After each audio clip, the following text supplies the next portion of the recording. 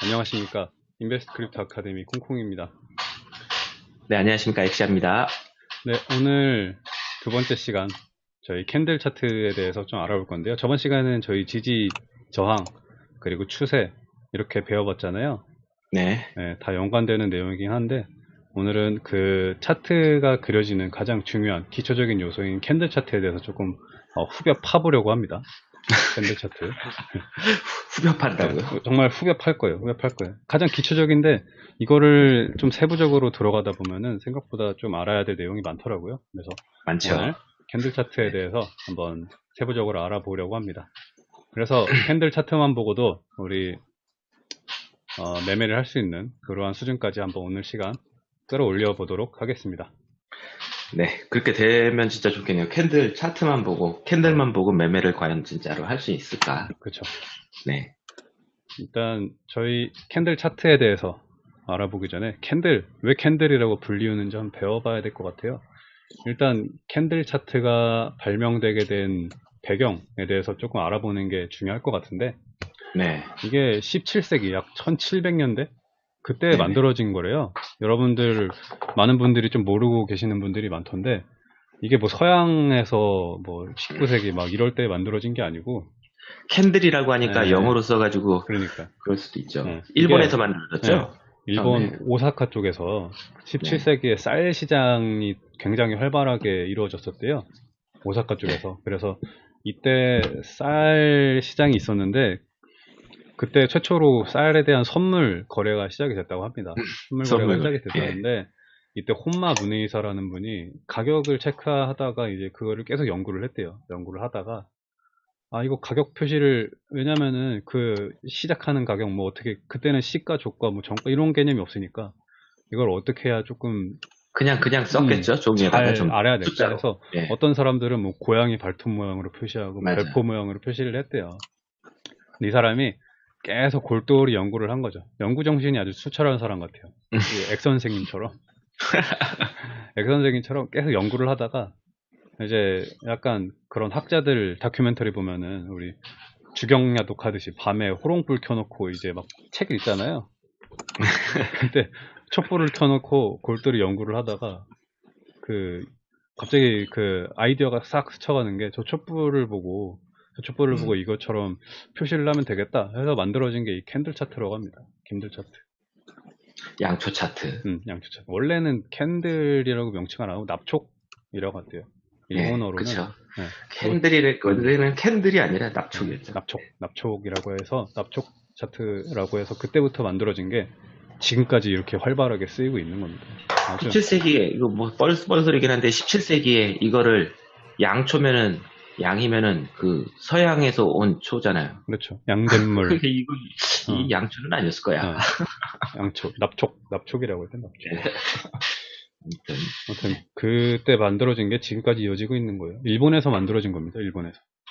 네, 그래서 맞습니다. 그 전에 했던 가격 표시하는 데이터, 이러한 표시 방법들의 어떤 혁명이라고 볼 수 있죠.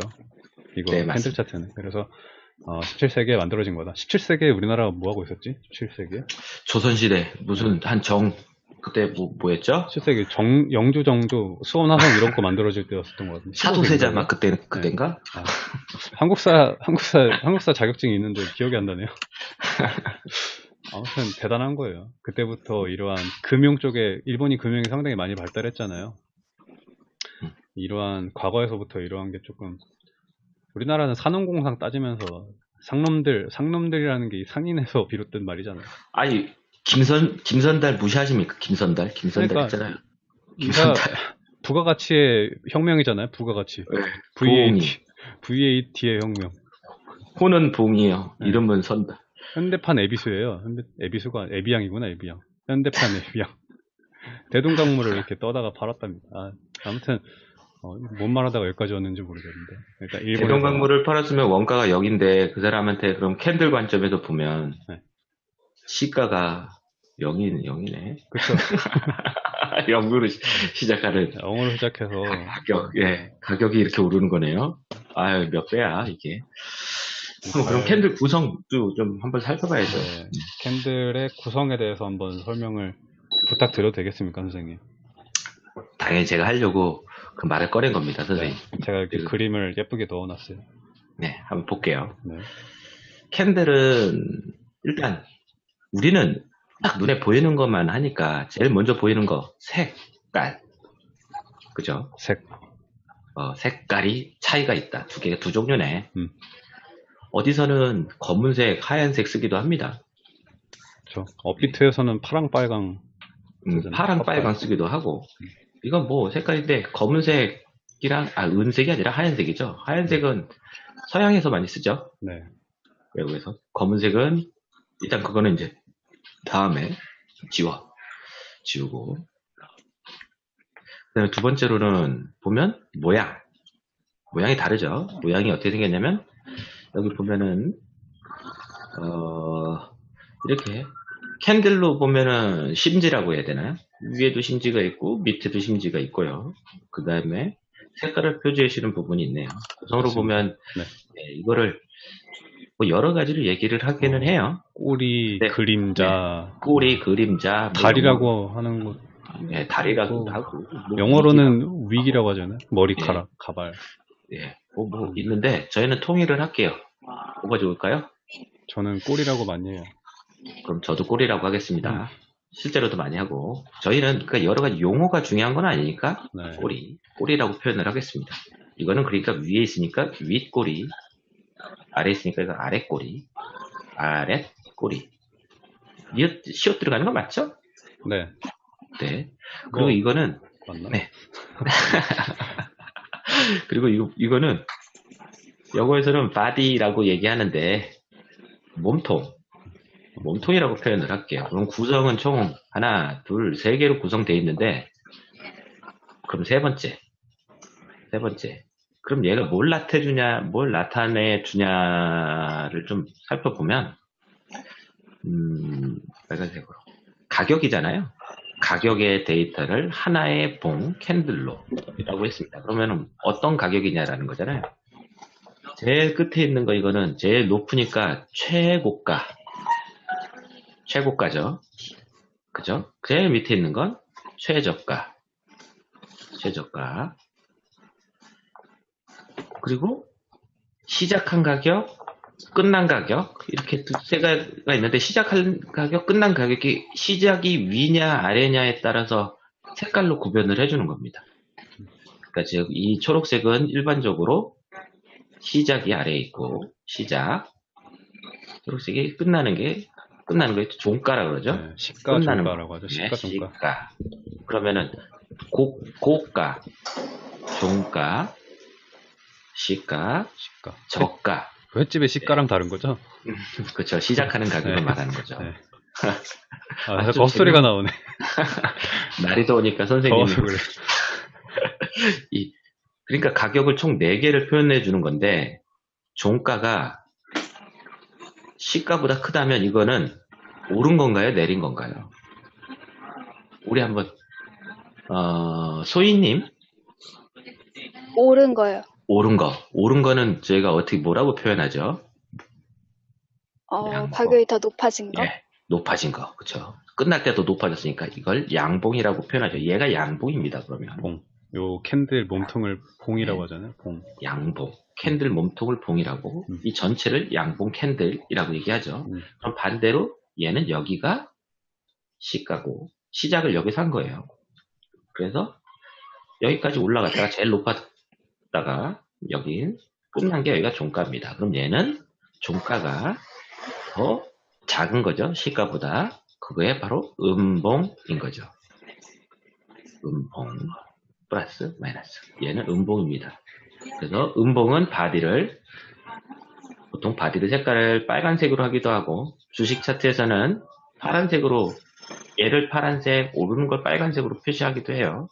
그리고 서양에서는 오르는 거를 하얀색, 내리는 거를 검은색으로 표시하기도 하고 이거는 색깔이 중요한 것이 아니라 표시를 해서 구별을 했다라는 게 중요한 거죠. 구별을 할 수 있도록 했다. 그래서 총 색깔로 구별하는 거는 양봉이냐 음봉이냐 모양은 두 개가 똑같지만 거기에 있는 데이터 값은 서로 완전히 정반대의 값을 갖는다. 그렇죠. 요 정도를 좀 알면은 정확하게 캔들 모양이랑 구성에 대해서는 아마 다 이야기를 했을 것 같아요. 그러면 캔들, 잠깐 저희 음향 좀 정리하고 가야 될 것 같아요. 네. 어느 분인지. 제가 정리했습니다. 아, 깔끔합니다. 그렇다면 우리 정리를 해보자면 캔들에서 표시가 되는 가격의 데이터는 총 4가지 종류네요. 4가지 종류. 네 종류죠. 네, 시가, 네. 종가, 네. 그리고 고가, 고가, 저가. 예. 이렇게 총 4가지가 이렇게 캔들에서 포함이 되는 거고, 하나의 시가, 캔들로 4가지의 값을 다 볼 수 네. 있는 거죠. 시가와 종가의 크기 차이, 네. 요 크기 차이로 음봉이냐 양봉이냐가 갈리는 거네요. 결국에. 맞습니다. 그쵸. 어느 것이 더 높냐 낮냐에 따라서. 그러고 나서 이제는 시간적인 개념으로 좀 봐야 될 것 같아요. 우리가 봉이라고 하는데, 네. 뭐 1봉, 뭐 4시간 봉 이렇게 있는데, 그 봉이라는 것, 시간의 개념에서도 한번 설명을 해볼까요? 뭐 그렇게 많이 설명할 거 아닌데, 일단 그 시간, 네. 1봉이라고 하면은 하루 동안의 가격을 나타내는 거잖아요. 하루 동안. 그렇죠. 일봉이라고 하면 이 캔들 하나에 네. 캔들 하나에 하루 동안의 가격에 하루 동안 가장 높았던 가격, 하루 동안 그 장을 이 캔들이 시작했던 하루 동안의 시작 가격, 그리고 이 캔들을 마감한다고 정해놓은 마감 가격, 그 다음에 이 하루 동안의 가장 낮은 가격, 이렇게 돼서 하루 동안에 4가지의 데이터를 표현을 한 게 일봉이라고 얘기를 하죠. 예, 이거를 쪼개서 그러면은 1시간 봉이라고 얘기한다면 반대로가 아니라 그렇다면은 1시간 동안의 데이터인 거죠. 그렇죠. 그러면은 1시간 1봉 안에는 1시간 봉 24개가 들어가는 거네요. 24개의 내용이 전부 들어가 있는 거죠. 바디에 들어가 있을 수도 있고, 꼬리에 들어가 있을 수도 있고, 여기 안에 다 들어가 있는 거죠. 그렇죠. 주식이라면은 8개인가요? 1시간 봉이? 1봉 안에? 그렇게 되나요? 그렇게 되겠죠. 그렇게 되겠죠. 네. 그래서 우리가 타임프레임이라고 하는데, 타임프레임 차트 안에서 내가 어떤 차트를 보고 있냐, 그 차트의 기준이 되는 거죠. 그래서 만약에 1시간 봉 차트를 본다 하면은 요 캔들 하나가 1시간 동안의 가격의 움직임을 나타내는 거죠. 맞습니다. 만약에 캔들이 없었다고 하면은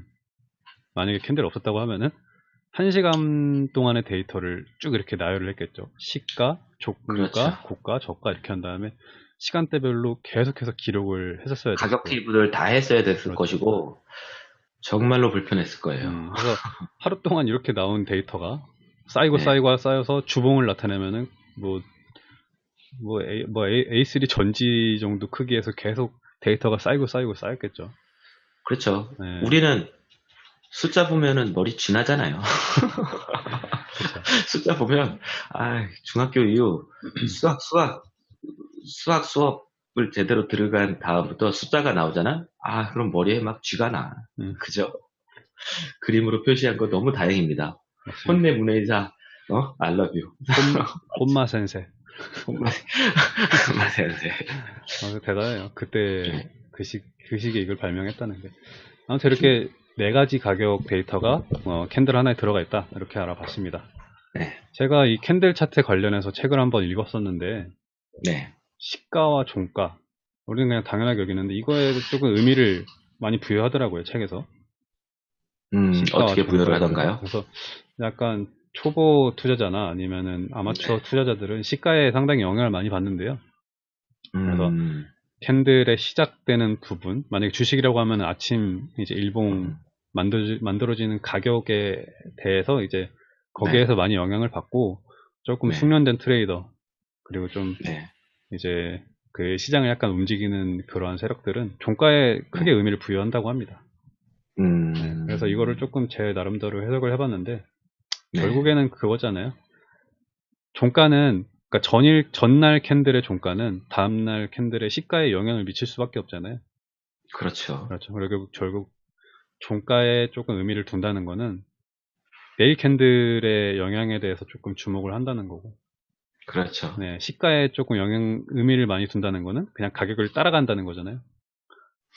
그렇죠. 시가에 본인이 영향을 많이 받는다는 건 과거를 보는 사람인 거고, 종가를 보는 사람은 그 종가를 토대로 미래를 보려고 노력하는 사람이라는 의미인 거죠. 그래서 우리 트레이더들 네. 많이 말하는 게 종가 마감 상당히 중요시 하잖아요. 종가 그렇죠. 마감. 종가가 중요하죠. 네, 종가를 종가 통해서 다음 캔들의 시가를 보려고 하는 것이 아니면 맞습니다. 더 나아가서 다음 캔들의 모습을 예측하려고 하는 게 기술 분석인 건데 시가를 통해 시가에 대한 해석을 하고 과거를 명확하게 파악하는 것은 잘못된 것이 아니나 본질적으로 기술 분석을 하는 이유랑은 조금 맞지는 않는 거죠. 네, 그래서 그렇게까지는. 우리도 네, 종가에 조금 초점을 맞춰서 맞습니다. 종가를 통해서 다음날 시가와 그 캔들의 종가를 어떻게 한번 예상을 해볼지 거기에 초점을 맞춰서 한번 분석을 해볼게요. 그렇죠. 네, 종가가 이 네 가지 데이터 중에 종가가 나와야 캔들이 완성되는 것입니다. 그렇죠. 그리고 현재의 캔들의 중요한 건 현재 캔들의 종가는 뭐다? 지금의 가격입니다. 맞죠? 현재 캔들의 종가는 지금 가격입니다. 현재가입니다. 그렇기 때문에 종가가 중요한 겁니다. 초점을 종가에 맞추셔야 됩니다. 네, 종가의 중요성. 네.